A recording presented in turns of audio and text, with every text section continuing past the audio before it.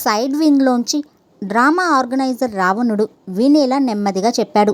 రావణ, ఏంటిది? చావు. రావణుడు తాను చావనన్నట్లుగా సైగ చేశాడు. ఎందుకు చావవు? అడిగాడు ఆర్గనైజర్ కోపంగా. నాకు డబ్బులు ముట్టలేదు అన్నట్లుగా చేత్తో సైగ చేశాడు రావణ పాత్రధారి. నీవు చచ్చి నాటకం అయ్యాక ఇస్తాలే. ముందు డబ్బు చేతిలో పడాలి, తర్వాతే చచ్చేది. మళ్ళీ సైగ చేసి చెప్పాడు రావణాసురుడు. మరో బాణాన్ని ఎక్కువసేపు గురి చూసి కొట్టారు రాముడు. దానికి రావణాసురుడు చావకపోగా దాన్ని మధ్యకి విరిచి రాముడి మీదకి విసిరాడు. ఆ విధంగా అప్పటికే పాశుపతాస్త్రం, ఆగ్నేయాస్త్రం, వాయవ్యాస్త్రం, ఆఖరికి బ్రహ్మాస్త్రం కూడా విఫలమయ్యాయి.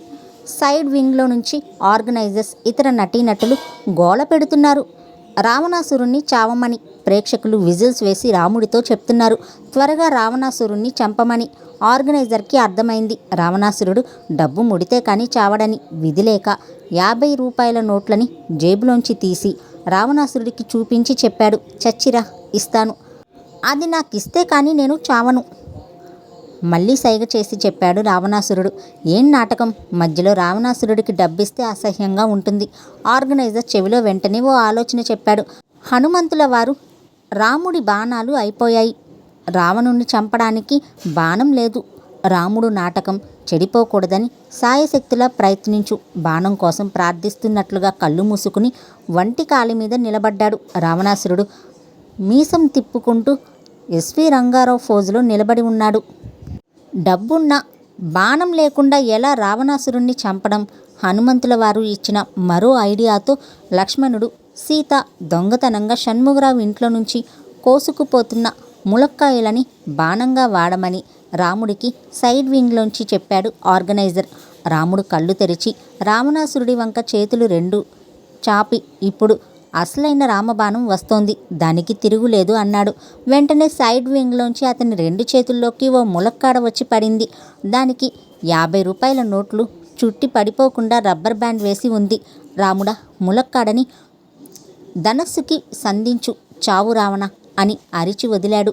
గురి తప్పి ఆ ములక్కాడ రావణుడి వెనకాల దూరంగా పడింది. వెంటనే రావణాసురుడు వెనక్కి తిరిగి ఆ ములక్కాడ దగ్గరికెళ్ళి వంగి దాన్నందుకుని రబ్బర్ బ్యాండ్ని తీసేసి 50 రూపాయల నోట్లని లెక్క పెట్టుకుని సరిగ్గా ఉండడంతో ఆ డబ్బుని కిరీటం కింద దాచుకుని ములక్కాడ ఎత్తి కత్తితో పొడుచుకున్నట్లుగా తన పొట్టలోకి పొడుచుకున్నాడు. ముదురుదేమో ఆ దెబ్బకి అది విరిగి కింద పడింది.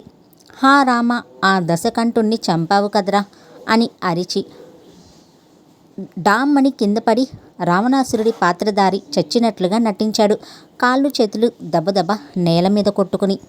వెంటనే ఆర్గనైజర్ స్వయంగా కర్టన్ వేసేశాడు. ఆ విధంగా సీరియస్గా ముగించాల్సిన ఆ నాటకం హాస్యంగా నవ్వులతో ముగిసింది. రావణాసురుణ్ణి పిలిపించాడు నాదకర్ణి. ఏరా అబ్బాయి, ఏంటి సంగతి? అడిగాడాయన నవ్వుతూ. మొన్న కావూరులో ఇదే నాటకం వేశాం, నిన్న తిరువూరులో వేశాం. ఆ ఆర్గనైజర్ డబ్బులిస్తేనా, అందుకనే. నసిగాడు రావణాసురుడు. సినిమాల్లో మాకు ఈ ఫెసిలిటీ లేదు, కానీ ఉంటేనా ఏ నిర్మాత నా రెమ్యూనరేషన్ ఎగ్గొట్టేవాడు కాదు, చెప్పాడు ఓ చిన్న నటుడు. ఆ విధంగా సుబ్బలక్ష్మి కామేశ్వరరావుల పెళ్లితో యంగ్ లవర్ అయిన వినాయకరావు, ఆదిలక్ష్మిల జీవితాల్లోంచి పూర్తిగా తప్పుకున్నారు. మర్నాడు ఉదయం వినాయకరావు సత్యనారాయణ స్వామి వ్రతానికి పెద్దలకి బట్టలు పెట్టి హైదరాబాద్ బయలుదేరుకుంటే సుబ్బలక్ష్మి వినాయకరావు దగ్గరికి వచ్చి చెప్పింది కోపంగా. నువ్వింత మోసగాడివని అనుకోలేదు. ఏం మోసం చేశాను అడిగాడు. మా వారికి ఎయిడ్స్ వ్యాధా? అబ్బే లేదే. ఎవరన్నారు? ఆయన నాకు అంతా చెప్పారు. నీవు ఆ ఆది కలిసి ఆడిన నాటకం ఇది, అవునా? నీకెలా తెలిసింది? ఆడవాళ్ళ నోట్లో నువ్వు గింజ దాగదన్నది కనక మహాలక్ష్మి విషయంలో రుజువైంది. ప్రేమ విషయంలో, జీవితంలో కొన్ని అబద్ధాలు తప్పవు. తప్పుగా అర్థం చేసుకోకు సుబ్బులు. నీకు ఇదివరకే ఉత్తరం రాసా, గుర్తుందా? ఏం ఉత్తరం? మీ స్వార్థం కోసం అటు నా మీద అలాంటి అపనింద, ఇటు మా వారి మీద ఇలాంటి అపనింద వేశావు. నిన్ను నేను క్షమించను. ఇప్పుడు నేను క్షమాపణ అడగలేదే. ఈ సుబ్బలక్ష్మి పల్లెటూరు బయట అనుకుంటున్నావు కదూ? కాదు, పరమ గడుగ్గాయి. సరిగ్గా గురి చూసి కొడతాను, జీవితాంతం గుర్తుండేలా కాసుకో, చెప్పింది రోషంగా. ఎందుకు కొడతావు అడిగాడు వినాయకరావు. అతను ఆమెలో అమాయకత్వం తప్ప అంత కోపాన్ని ఎప్పుడూ చూడలేదు. ఎప్పుడా సమయం వచ్చినప్పుడు నీలా కాదు, కొట్టి ఆ తర్వాత అది నా దెబ్బ అని చెప్తాను. అక్కడి నుంచి విసవిసా వెళ్ళిపోయింది సుబ్బలక్ష్మి. సుబ్బలక్ష్మి పెళ్లికి హాజరై వెళ్ళబోయే ముందు వినాయకరావుతో చెప్పింది అతని తల్లి చాముండేశ్వరి. అబ్బాయి, నీ వ్యవహారాలు పరిష్కారం చేసి త్వరలో నీ పెళ్లి జరిగే ఏర్పాటు చూడు. ఆలస్యమైతే మేమే మరో సంబంధం నిశ్చయించాల్సి ఉంటుంది. సంబంధాలు వస్తున్నా ఇంకా మీ అబ్బాయికి పెళ్లి చేయలేదే అని ఇరుగు పొరుగు తెగ అడుగుతున్నారు. నాకు వాడకట్టులో తల తీసినట్లుగా ఉంటోంది. అలాగేనమ్మా, చెప్పాడు వినాయకరావు. అలాగే అంటే సరిపోదు. మీ నాన్న ఏ సంబంధమో నిర్ణయించి నిన్ను ముహూర్తానికి పిలిస్తే తర్వాత నన్నని ప్రయోజనం లేదు. నిజంగా అలా అన్నారంటండి అడిగింది ఆదిలక్ష్మి. ఆ ఆదివారం సాయంత్రం వాళ్ళింట్లో ముందు గదిలో వినాయకరావు చెప్తే, అవును, మీ నాన్నగారేమో పిల్లనిస్తాననకపోగా ఇల్లు ఖాళీ చేయమంటున్నారు. నేను పోట్లాడలేదు. ఆ శాస్త్రి వెనుకుండి పోట్లాడించాడంతే. ఆయన చస్తే నమ్మడు. విచారంగా చెప్పాడు వినాయకరావు. మా నాన్నగారికి ఈ సంఖ్యాశాస్త్రం పిచ్చి బాగా ఉందండి. మన జాతకాలు ఆ శాస్త్రం ప్రకారం కుదరవట. అంతకు మించి వేరే అభ్యంతరాలేమీ లేవా అడిగాడు శాస్త్రి బయట నుంచి. ఇద్దరు ఉలిక్కిపడి బయటకొచ్చి చూస్తే శాస్త్రి స్తంభానికి ఆనుకుని నిలబడి ఉన్నాడు. నువ్విక్కడేం చేస్తున్నావు అడిగాడు వినాయకరావు చిరాగ్గా. గాలికి నిలబడ్డాను.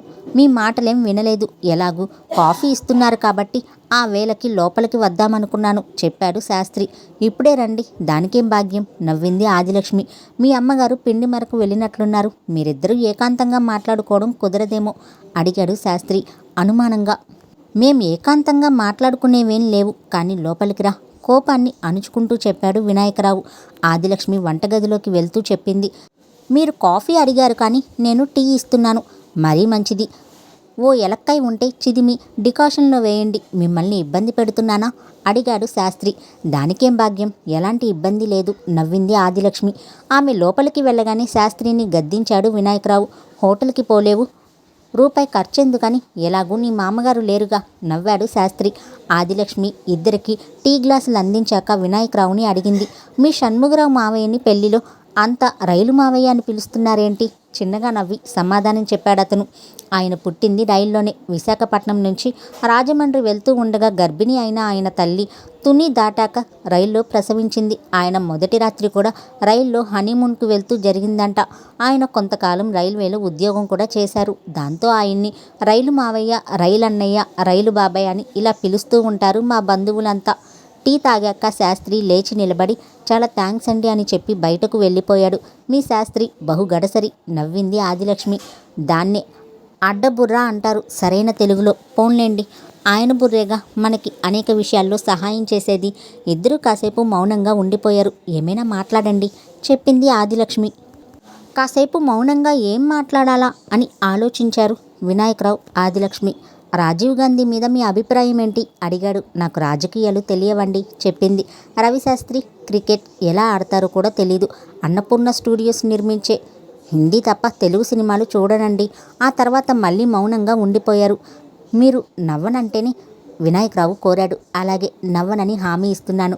ఆ గోడ మీద పెయింటింగ్ పాతబడ్డది కదా, దాని మీద కోసిన ఉల్లిపాయ నున్నని భాగంతో రుద్ది చూడండి, మళ్ళీ కొత్తదిగా కనిపిస్తుంది చెప్పాడు.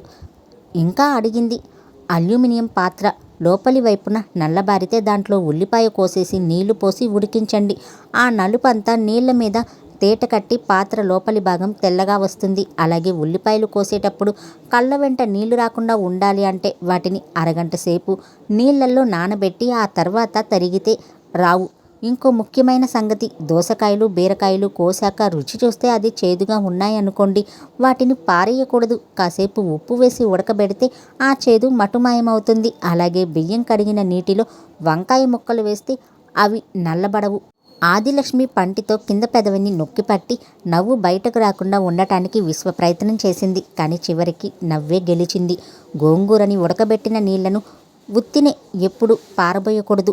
ఆ నీళ్లతో ఇత్తడి వెండి సామానం తోమితే కనుక అవి తలతల్లాడతాయి. అదిగో నవ్వనని నవ్వుతున్నారు కోపంగా చెప్పడం ఆపేశాడు వినాయకరావు. దాదాపు నిమిషం సేపు ఆదిలక్ష్మి నవ్వుతూనే ఉంది. నవ్వు తగ్గాక చెప్పింది. ఈసారి నవ్వనులేండి, చెప్పండి. నేను చెప్పను, పర్వాలేదు. నవ్వనన్నాగా. నాకు ఇంక రావు. చేతిలో పిండి గిన్నెతో బయట నుంచి లోపలికి వచ్చిన కనక మహాలక్ష్మి కూతురితో బయట నుంచి చెప్తూ లోపలికి వచ్చింది. ఏమిటి ఆ నవ్వులు వీధంతా వినపడేలా లోపలికి వచ్చి వినాయకరావుని చూసి చెప్పింది. అరే మీరున్నారా? పిచ్చిదానిలా ఒక్కతే ఇలా నవ్వుకుంటుందేంటా అనుకుంటున్నాను. ఆవిడ పిండి గిన్నె లోపల పెట్టి వచ్చి చెప్పింది, మొత్తానికి మీ సుబ్బలక్ష్మి మా కామేశ్వరరావుల వివాహంతో మనకి బంధుత్వం కూడా కలిసింది. మా అమ్మ నేను వస్తుంటే చెప్పిందండి, నా పెళ్లి విషయంలో తనకి తొందరగా ఉందని. రమణమూర్తి గారేమో అసలు ఆ విషయం ప్రస్తావన తెస్తే చిర్రెత్తిపోతున్నారు, చెప్పాడు వినాయకరావు. కామేశ్వరరావుకి ఎయిడ్స్ వ్యాధి వచ్చిందని అబద్ధంగా నమ్మించినందుకు ఆయనకి అందరి మీద తిక్కగా ఉంది. రాకపోతే ముందనుకున్నట్లుగానే కామేశం ఈ ఇంటి అల్లుడయ్యేవాడు కదా, అది ఆయన బాధ. అయిందెలాగూ అయిపోయింది కదండి, ఇప్పుడు ఆయన జరగాల్సిందేంటా అని దాని గురించి ఆలోచించాలి కదా. అది నిజమే, నేను చెప్పి చూశాను. నీ డేట్ ఆఫ్ బర్త్, మా అమ్మాయి డేట్ ఆఫ్ బర్త్ సంఖ్యాశాస్త్ర ప్రకారం కలవదంటున్నారు. సంఖ్యాశాస్త్రంలో నిజంగా అలాంటివి ఉంటాయంటారా? అపనమ్మకంగా అడిగాడు వినాయకరావు. ఉన్నా లేకపోయినా ఆయనకుందిగా, చిన్నగా నిట్టూర్చి చెప్పింది ఆదిలక్ష్మి.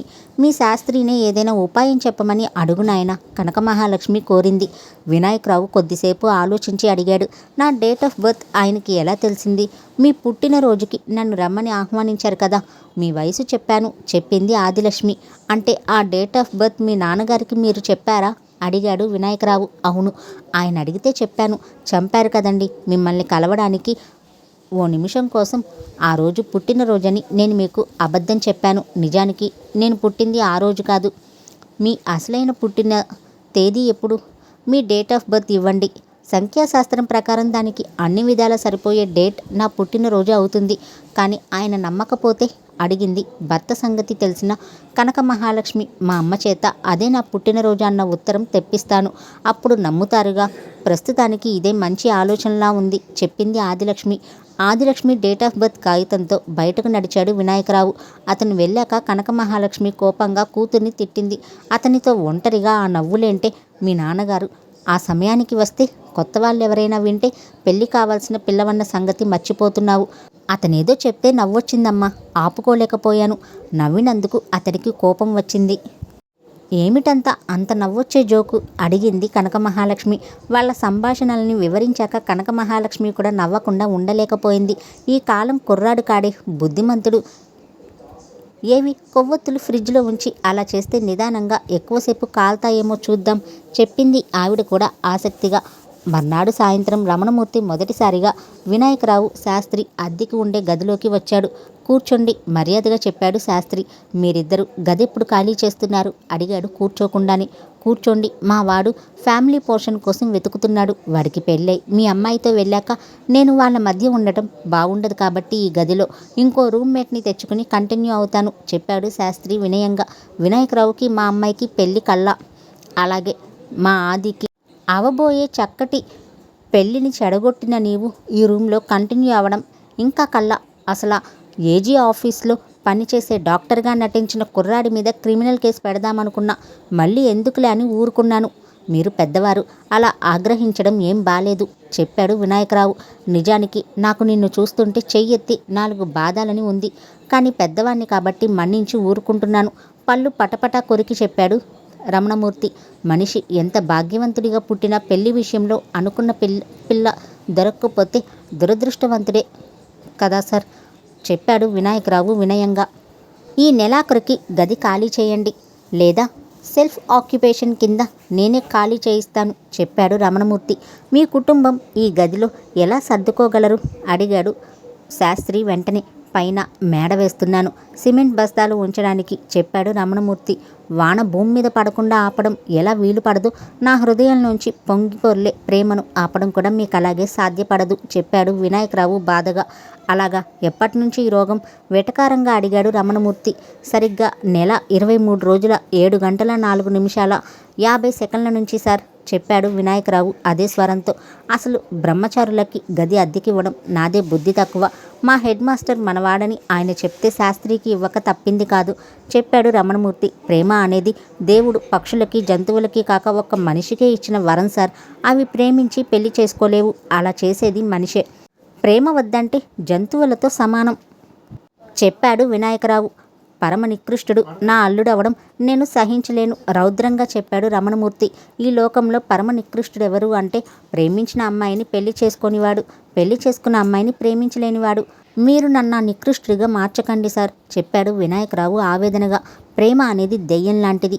అంతా దాని గురించి మాట్లాడతాం కానీ అది అసలు ఎవరికి కనపడదు, ఉండదు చెప్పాడు రమణమూర్తి. ఈ ప్రపంచాన్ని బ్రతికించేది ప్రేమే సార్ చెప్పాడు వినాయకరావు. మీరు మరోసారి ఆలోచించండి, నాకు అది నిజమే అనిపిస్తుంది చెప్పాడు శాస్త్రి. రమణమూర్తి ఇద్దరి వంక చూసి చెప్పాడు గట్టిగా, both of you get out in my house, understand. ఆయన బయటికి వెళ్ళిపోయాక వినాయకరావు శాస్త్రి వంక దీనంగా చూస్తూ అడిగాడు, ఇప్పుడేం చేస్తాం, మంచి సలహా ఇవ్వరా? శాస్త్రి గట్టిగా నిట్టూర్చి చెప్పాడు, నా గదికే ఎసరు వచ్చింది కాబట్టి మీ ఇద్దరి వివాహం అయ్యేలా చూస్తాను. ఆ తర్వాత ఈ గదిలో నా పెళ్ళయ్యేదాకా పర్మనెంట్గా ఉండొచ్చు. ఆ ఆలోచన ఏదో త్వరగా కానీ ఈ రాత్రికి. ఆలోచనలకి నా మెదడుకి ఎప్పుడు స్టార్టింగ్ ట్రబులే. అది పోవాలంటే ఏం చేయాలో నీకు తెలుసు చెప్పాడు శాస్త్రి వినాయకరావు వంక వేలుతో చూపించి. ఈ రాత్రికే తేలు. సరే ఒప్పుకున్నాడు వినాయకరావు వెంటనే. డబ్బు ఖర్చవుతుందని బాధపడకు మిత్రమా, ప్రేమ అనేది ఓ లగ్జరీ లాంటిది. అందుకు తగిన శక్తి నీకు లేకపోతే దాన్ని పొందే హక్కు కూడా ఉండదు చెప్పాడు శాస్త్రి. మర్నాడు సాయంత్రం రమణమూర్తి ఇంట్లో అద్దెకి ఉండే గుడి పూజారి శతభిషం ఇంట్లో శాస్త్రి వినాయకరావు ఓ రహస్య సమావేశం ఏర్పాటు చేశారు. దానికి రమణమూర్తి ఇంట్లో అద్దెకుండే మిగతా 2 పోర్షన్ల వాళ్లే కాక కనక మహాలక్ష్మి కూడా హాజరైంది. ఆ సమయంలో రమణమూర్తి పందికొక్కుల మందు తేవడానికి పాత ఎమ్మెల్యే క్వార్టర్స్ వైపు వెళ్ళాడు. శాస్త్రి ఆ సమావేశాన్ని ప్రారంభిస్తూ చెప్పాడు,